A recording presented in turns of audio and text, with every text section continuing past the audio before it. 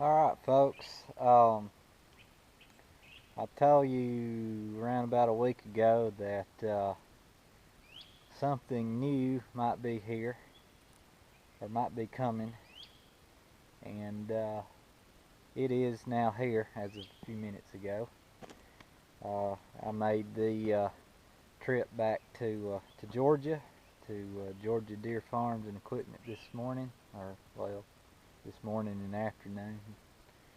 Um, but anyway, I took one piece of equipment with me and came back with another one. So for those of you that have been wondering and asking me about it, I will finally put this to rest. I did trade something green for something somewhat brownish, reddish orange, I guess you could say. But no, I did not get rid of my baler, and no, I didn't trade the 6415 for another Massey 5600 series. So not doing that right now. But anyway, not to keep you waiting here, there it is. It's just a hay tedder.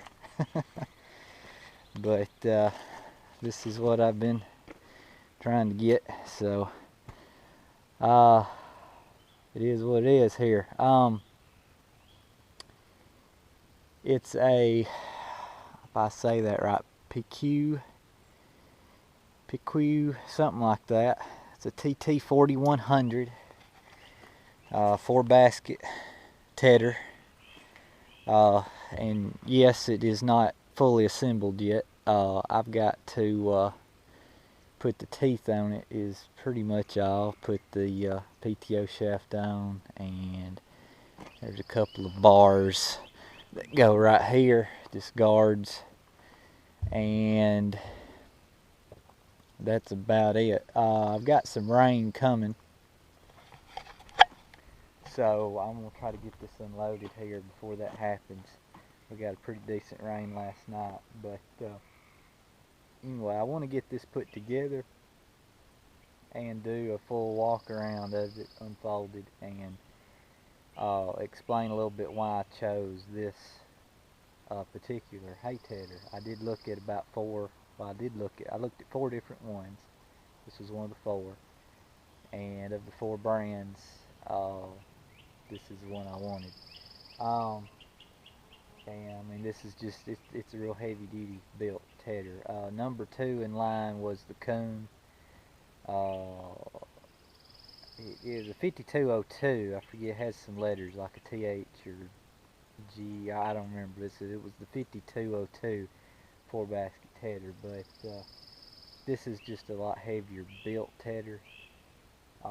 Bigger tires on it, and it's a heavy duty tedder. So for the cost difference, I just went ahead and went with what looked like to be the beefier one.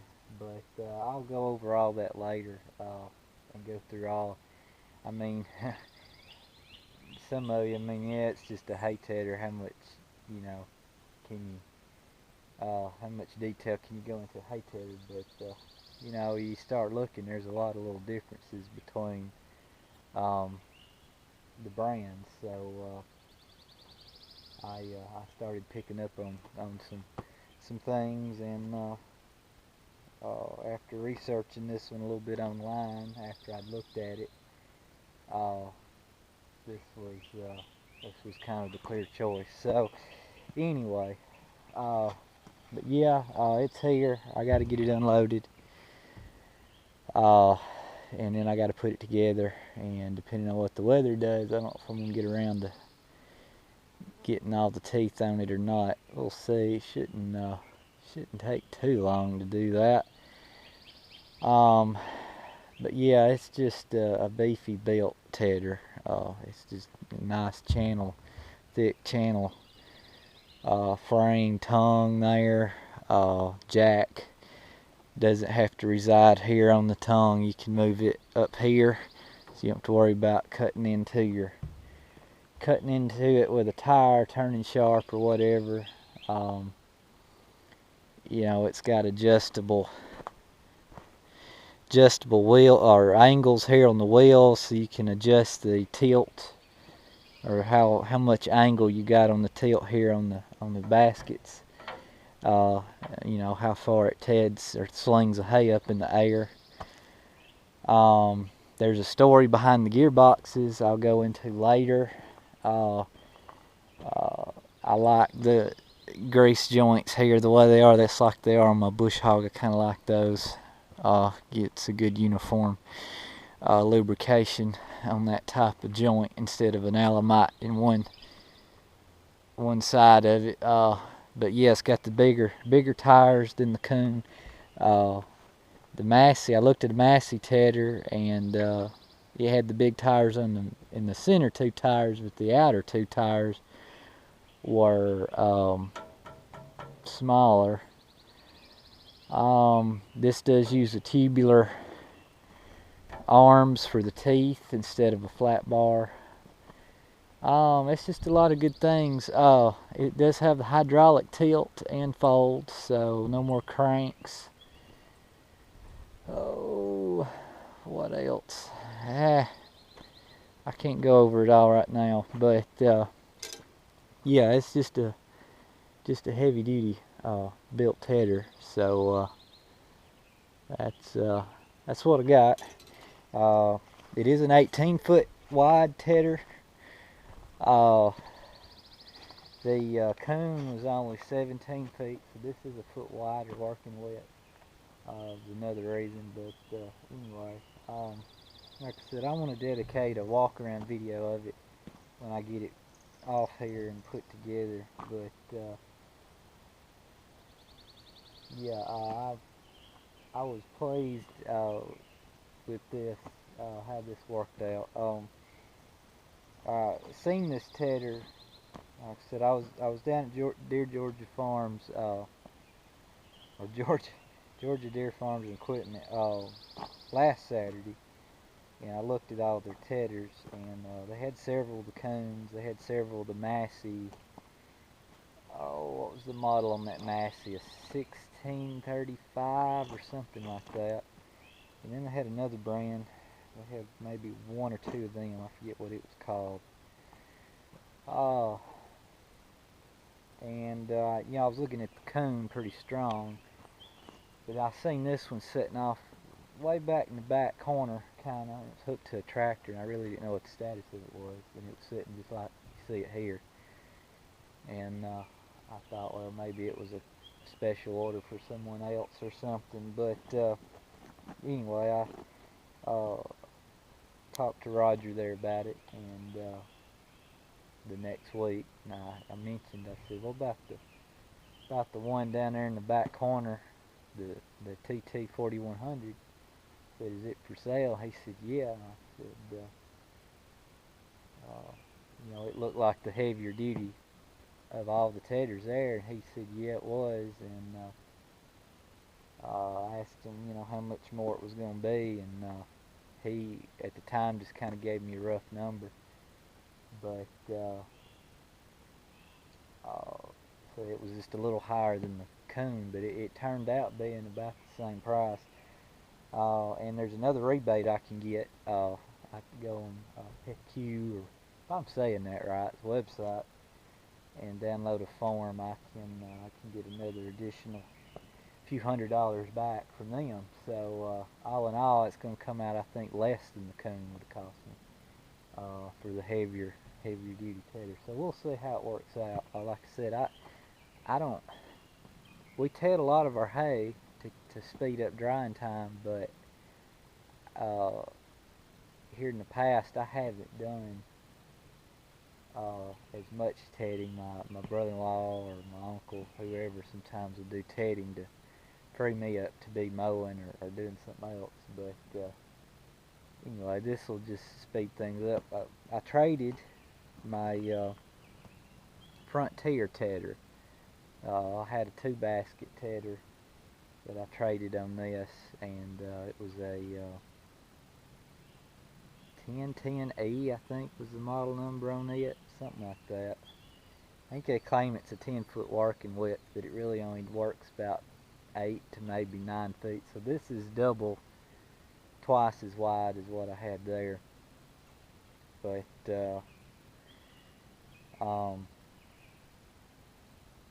yeah, and it turns out that Frontier has a TD4100 tedder.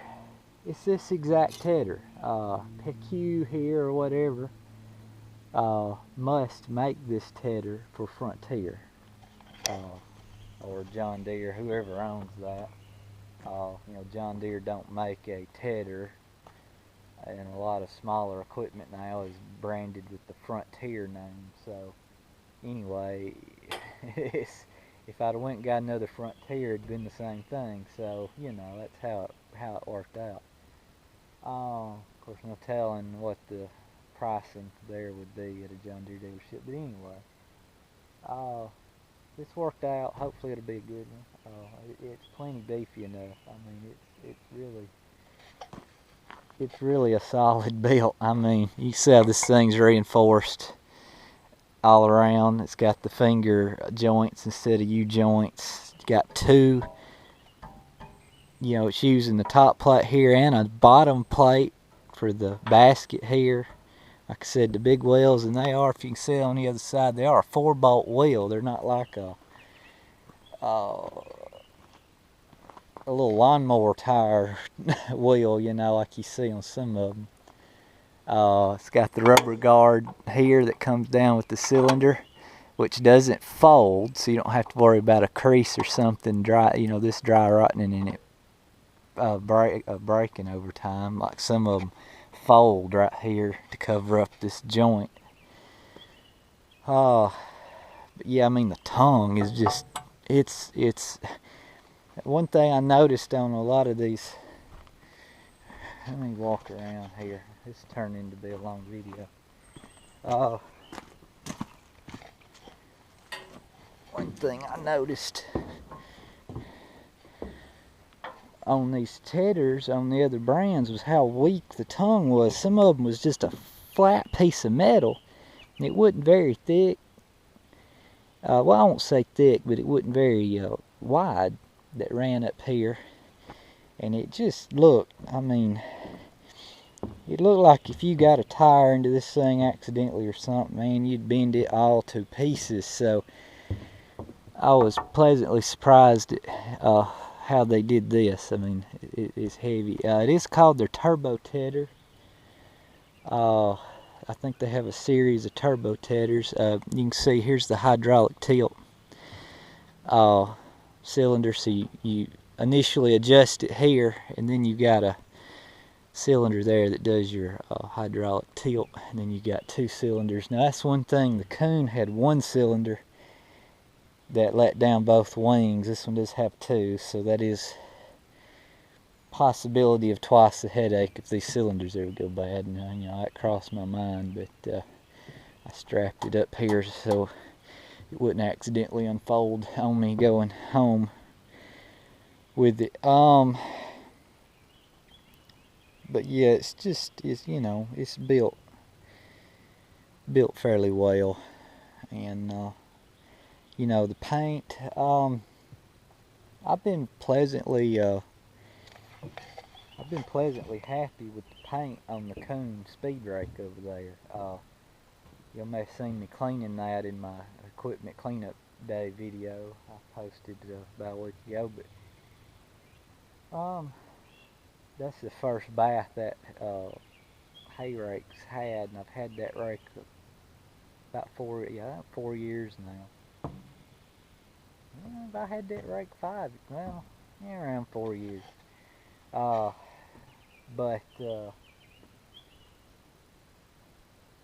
yeah, the paint has held up well on that rake. It hasn't rusted and flaked and all. And I thought about that on the Coon tedder. I thought, well, you know, the rake's held up pretty well, but I don't know. When I seen this tedder, I remember when I went back there and looked at it, and I looked at how beefy it was. I thought, man, this thing's probably a fortune on the price. I debated whether it was overkill beefy, but it's got a beefy tongue, beefy frame and joints. I don't know. I go up and down a lot of rough roads to just get into my fields. Like logging roads are rutted and washed out. And that was the thing with that little 2-basket tedder was, you got in ruts and stuff with it. It'd start dragging teeth and everything. So, that was always a concern. And that was a concern with the Coon. It had the smaller tires on it. And I liked the Massey. The Massey was pretty good, and it had the bigger wheels. It didn't have them on the wings, which that wasn't a big deal. But it used U-joints here where this has got the finger joints, and I didn't like that too well. I liked the finger joint idea better. The Coon used the finger joint too, but it was a little bit longer fingers and less fingers. This one has more fingers, but they're shorter, so I don't know which of the two fingers would be better. But anyway, that's what it is. It's got a stand here for your PTO shaft, but yeah, I just noticed this cylinder's got a little rust on the paint, so I don't know if the paint was the best, but I don't know. Hopefully the rest of it's, it's built heavy and beefy enough that it won't necessarily be a problem. But I liked how these wheel angles changed. I had to play with that when I get it out. Let's see. Well, it's on top up here. You can see that bottom hole there, but I really like to get that hay stirred up, fluffed up in the air, and get it really fluffed up so that air can get in there and dry it out the next day, so we can get to baling it. The teeth are in these boxes, so I haven't got. They're still strapped to the frame just like it shipped. But anyway,